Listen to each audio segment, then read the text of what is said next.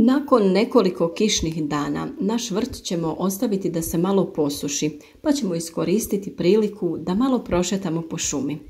Šetnja u prirodi uvijek je dobrodošla, jer se čovjek najbolje odmara uz cvrkut ptica i zvuk kiše koja lagano pada.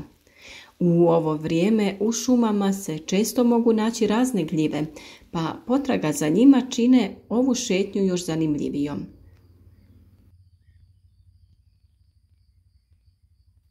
U našem zavičaju se najčešće mogu pronaći vrganji, ali i neke druge gljive. U ovom videu ćemo reći nešto o vrganju, njegovoj nutritivnoj vrijednosti, primjeni u kulinarstvu, pa i njegovom utjecaju na zdravlje.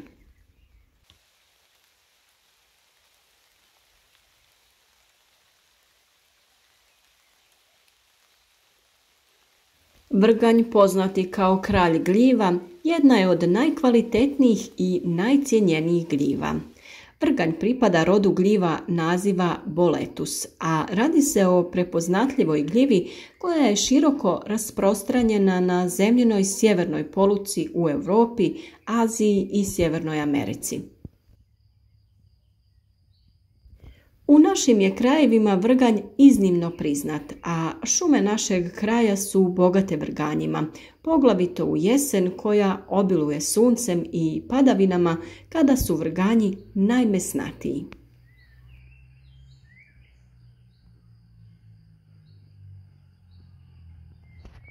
Pod samim pojmom vrganj skrivaju se brojni oblici ove gljive.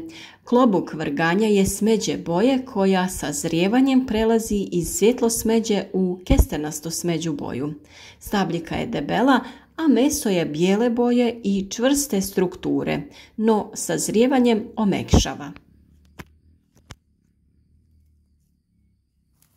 Nije samo okus prednost vrganja, već i njihov nutritivni sastav. Siromašni su mastima te istovremeno sadrže značajan udio proteina.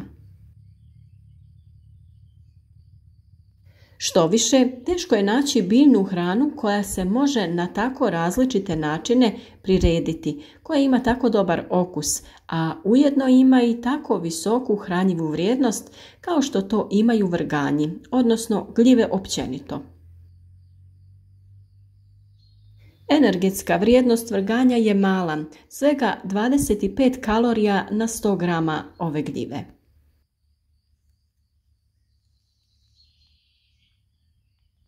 Prednost vrganja je što sadrže ergosterol, molekulu koja se pretvara u vitamin D, što ne može ponuditi niti jedno drugo voće ili povrće.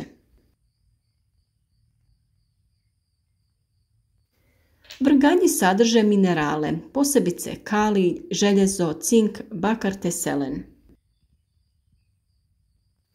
Udio prehrambenih vlakana je također značajan, posebice pektina, zbog čega vrganji imaju povoljan učinak na naša crijeva.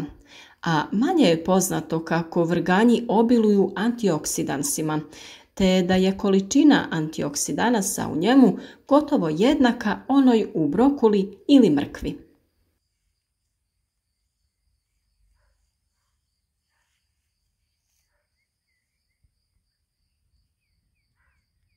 Zbog zaštite gljiva i njihovog opstanka potrebno ih je pravilno brati.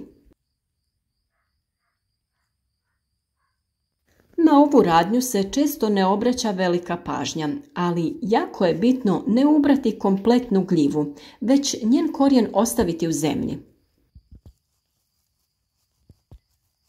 To radimo iz razloga da bi što više spora i micelija ostalo u tlu. Takvim odnosom prema gljivama možemo očekivati da ćemo ih brati u narednim godinama.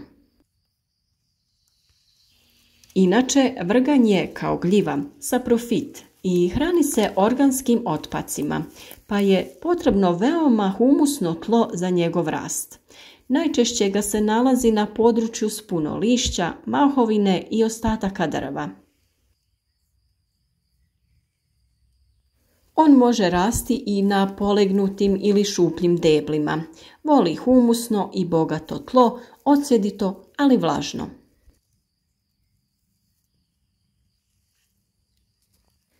Najbolje raste na zemlji crnici pomješanoj sa pijeskom i bogatoj humusnim ostacima, kao što je trulo lišće, te uspijeva i na vapnenastim tlima.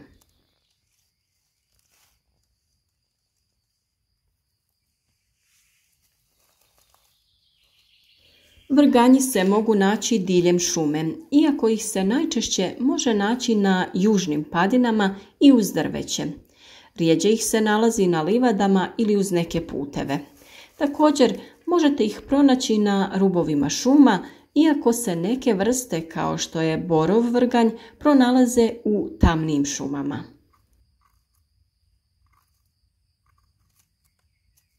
Borov vrganj najviše voli rasti ispod smreke ili bora, dok se ostale vrste pronalaze u hrastovim, bukovim ili grabovim šumama.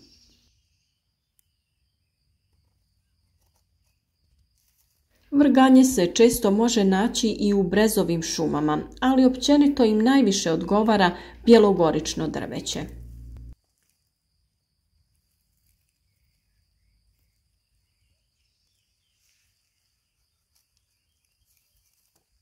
Nakon što se gljiva ubere, potrebno je dio koji je ostao na zemlji prekriti lišćem kako bi nova gljiva što prije niknula. Prilikom branja potrebno je neke gljive preskočiti da bi i na taj način zaštitili stanište vrganja.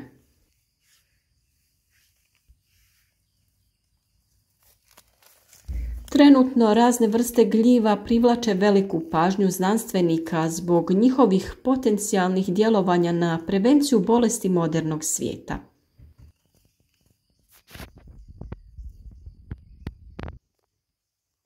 Nekoliko je znanstvenih istraživanja dalo potvrdu saznanjima koje objedinjuje i tradicionalna medicina.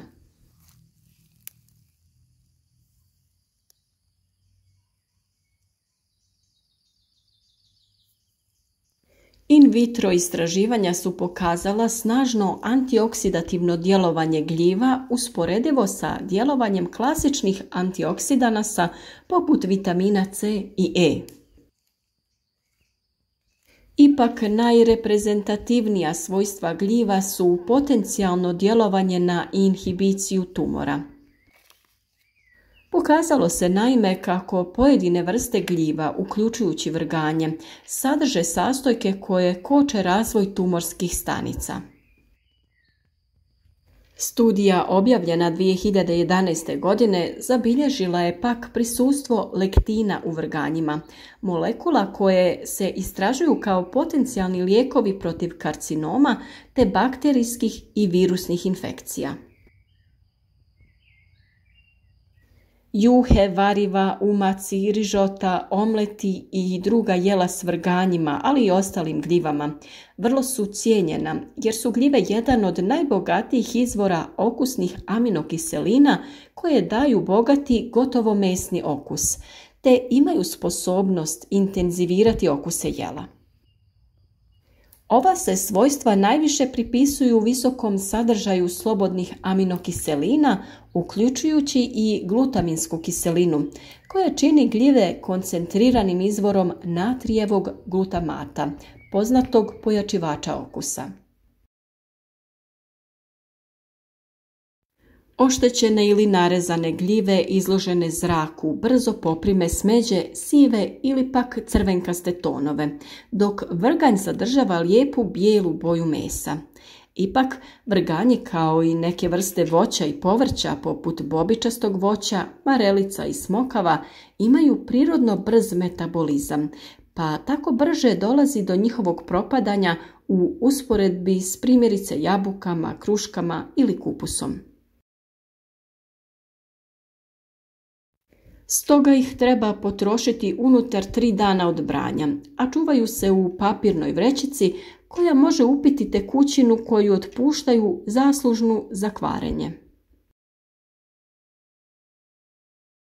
Sezona vrganja je kratka, no u njima se može uživati tokom cijele godine jer su pogodni za konzerviranje sušenjem, smrzavanjem i kiseljenjem.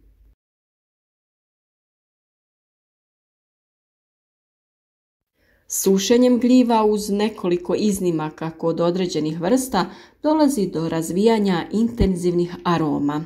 Sušenje pojačava aktivnost enzima te dolazi do reakcija posmeđivanja koja se odvijaju između aminokiselina i šećera, a rezultat je bogatiji, puniji okus.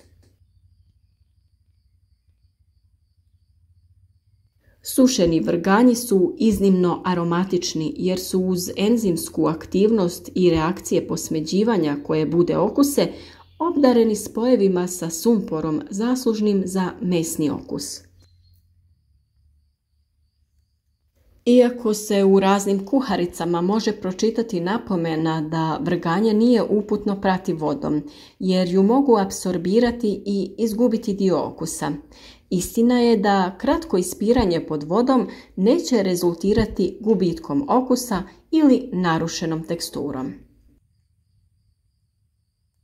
Nadamo se da vam je ovaj video dao novi pogled na vrganje i gljive općenito, te da ćete ih sada lakše pronalaziti u prirodi, pravilno brati i naravno uživati u raznim delicijama koje se od njih mogu pripremiti.